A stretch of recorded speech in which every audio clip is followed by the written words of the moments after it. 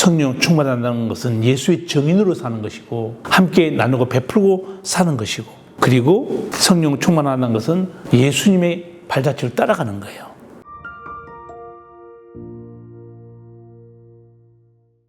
이번 시간에는 성령에 대한 예언, 그리고 성령에 대한 오심에 대해서 말씀드리겠습니다. 예수님도 이 땅에 오시기 전에 이사야 선지자를 통해서, 또 미가 선지자, 말라기 선지자를 통해서 예수님이 이 땅에 오실 거라고 예언하셨죠. 성령도 마찬가지입니다.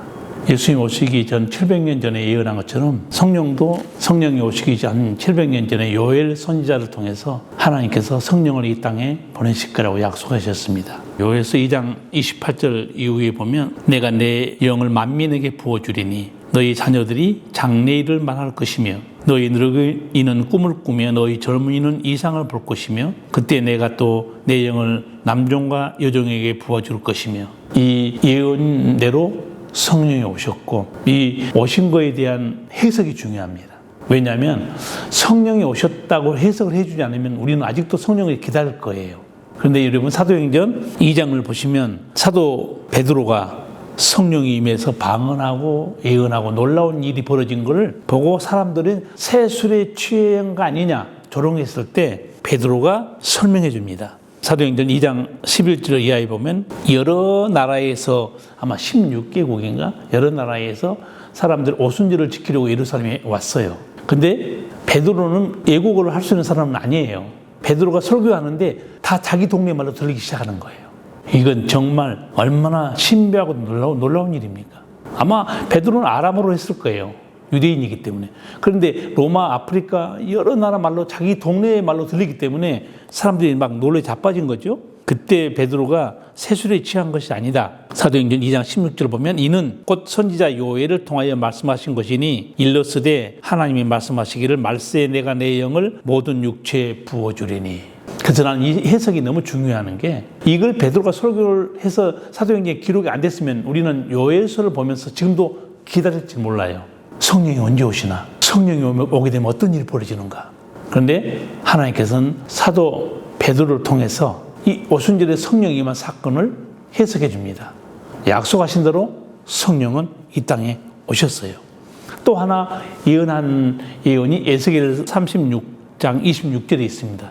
하나님이 이 성령의 역사를 어떻게 예언하고 있는가? 또 새 영을 너희 속에 두고 새 마음을 너희에게 주되 너희 육신에서 굳은 마음을 제하고 부드러운 마음을 줄 것이며 또 내 영을 너희 속에 두어 너희로 내 율례를 행하게 하리니. 이 말씀, 새 영을 너희 속에 두고 새 마음을 준다. 이건 예수님이 니고데모와 대화하는 중에 나와요.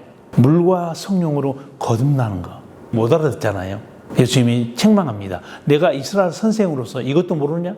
에스겔 36장에 다 예언되어 있는데 새 영, 거듭난 영이죠. 그리고 내 영을 부어준다. 그런 성령을 말합니다. 정말 놀라운 예언이 그대로 예언대로 이루어진 걸 볼 수 있어요. 성령이 오셔서 예수님의 모친과 아우도 제자들이 120명 정도 기도했잖아요. 엄청난 무리들이 부르짖고 있을 때 성령이 임해서 거기서 어떤 역사가 일어나는가? 성령을 충만하게 받게 되잖아요. 성령 충만하게 받게 되면 사람들이 달라집니다.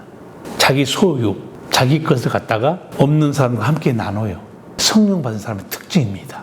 보통 우리 교회에 나가서 달라고 기도하잖아요. 주시옵소서, 주시옵소서. 이것저것 어마어마하게 달라고 기도 얼마나 많습니까? 그러나 성령을 충만한 초대교회 성도들은 자기 소유를 다 내놓습니다. 필요를 따라 같이 나눠요. 이게 성령 받은 사람들의 모습이고, 성령 받은 사람들은 충만하게 되면 어떻게 되느냐? 우리 가끔 교회에서, 저도 부흥회 옛날 다니면 성령 충만, 말씀 충만, 능력 충만 막 그런 표가 유행했었는데, 성령 충만한 결과를 잘 봐야 됩니다. 함께 나누죠. 두 번째는 복음의 증인으로 삽니다. 증인은 순교로움이에요. 성령 충만한 사람은 담대히 복음을 증거해요. 예수님의 복음 증거자가 되는 거죠. 스데반도 그 중에 한 사람이죠. 성령 충만한 스데반 복음 증거하다가 유대인들이 돌을 던져 그를 죽였습니다. 성령 충만한다는 것은 예수의 증인으로 사는 것이고 함께 나누고 베풀고 사는 것이고, 그리고 성령 충만한다는 것은 예수님의 발자취를 따라가는 거예요. 그러면 성령을 받는 것과 성령 세례죠. 성령 충만은 좀 다릅니다. 쉽게 말하면 성령 세례는 저수지, 수원지에서 각 가정으로 파이프라인, 수도를 연결한 게 있죠. 수도는 한 번만 연결하면 끝입니다. 성령이 한 번만 오시면 이제 오신 거예요, 이미. 그 다음에 이게 성령 세례, 성령이 임했다, 성령 받았다. 이 이례적 사건을 말합니다.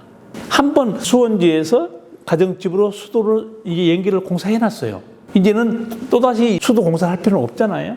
근데 성령 충만은 뭐냐? 수도물을 틉니다. 수도물이 내 그릇에 가득 차요. 충만은 가득 찬 것을 말해요. 사도 바울은 성령의 충만을 받으라고 그래요. 그래서 저는 이제 이 단어 때문에 고민한 적이 있었어요. 성령은 물도 아닌데 인격체인데 어떻게 가득 찰 수 있느냐? 헬라어 단어는 이 플레로라는 단어는 가득 차다는 단어예요. 그러나 이걸 의미상으로 설명이 필요합니다. 저는 나름대로 이렇게 이제 깨달았어요. 성령 충만하다는 것은 성령께서 내 감정과 내 의지와 뜻을 온전히 다스리는 상태, 성령께서 온전히 나를 주장하는 상태입니다. 그러면 한 가지 조건은 필요해요. 내가 내 자신을 비워야 됩니다. 내 의지와 뜻이 강하면서 성령 충만하게 해달라. 그건 어리석은 기도입니다. 모순적인 기도예요. 성령이 내 감정과 뜻과 의지를 온전히 다스리려면 나를 비워야 돼요. 100% 비워야 됩니다. 반만 비우면 성령께서 반만 다스리겠죠. 그래서 이 성령 충만에 대한 문제 우리가 잘 알아볼 필요가 있고, 성령 충만은 계속적으로 받을 필요가 있어요. 왜냐하면 아까 말한 대로 충만이라는 것은 가득 채워지기 때문에 늘 나를 비우고 성령께서 다스려 달라고, 또 성령이 그 안에 내 안에 역사하잖아요. 성령께서 내 안에 계속적으로 역사하면 아까 말한 성령의 열매들이 맺히는 거죠. 사랑도, 희락도, 화평도, 오래 참음도. 제가 볼 때는 이게 예수님의 성품으로 생각돼요. 성령이 충만한 사람, 나를 비우고 성령이 내 안에 계신 분은 예수님의 성품을 닮아갈 수 있습니다. 저는 평생 그 기도는 계속했어요.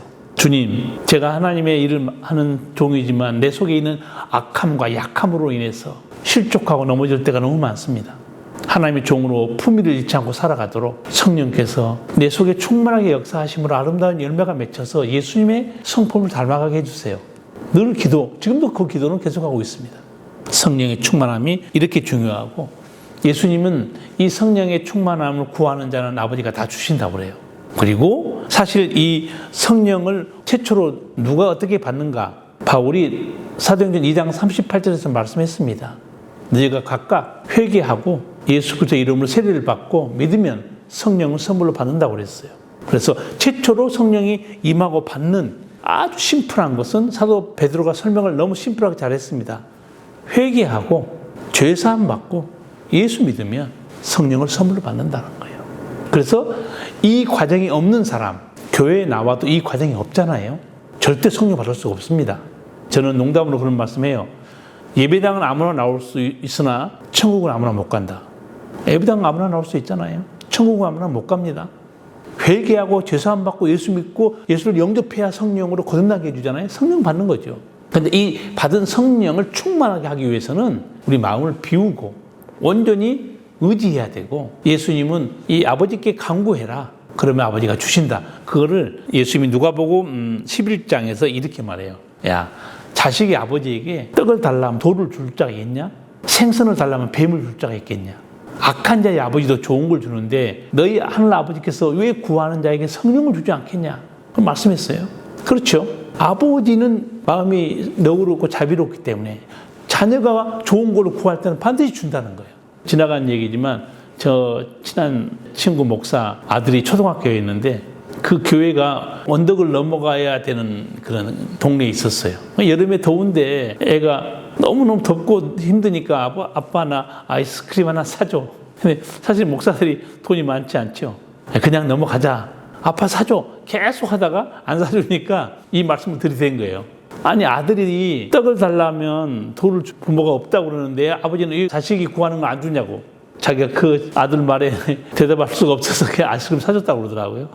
아들이 아이스크림 몰고 노래하면서 높은 언덕을 넘어서 여름에 집에 갔다 하는 얘기 들었는데, 하나님 구하는 자에게 성령을 주십니다. 그래서 우리 모두는 성령의 충만을 받아야 되고, 그러나 성령 충만을 받고 사는 것 중에 또 성경은 우리에게 성령을 근심하게 하지 말라고 그래요. 성령에 관한 이 가르침 중에 성령 회방과 근심이 있는데 그건 다릅니다.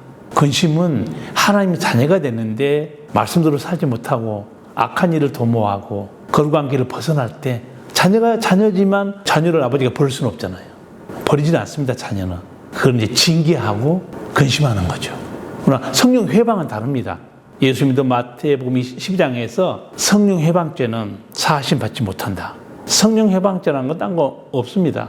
다 알면서 고의로 예수님의 피가 속죄의 피라는 걸 알면서 성령께서 거듭나게 한다는 것을 알면서 알면서도 고의로 거부하고 회방했다.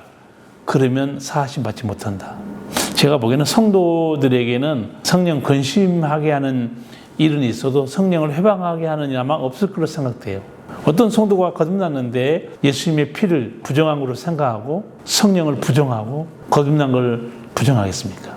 그래서 이 성령의 역사들, 여러분들이 이 성령의 세례와 성령 충만함, 그리고 성령의 회방과 이 근심에 대해서 오해가 없기를 바라고, 제가 짧은 시간에 성령에 관한 여러 가지를 말씀드렸습니다.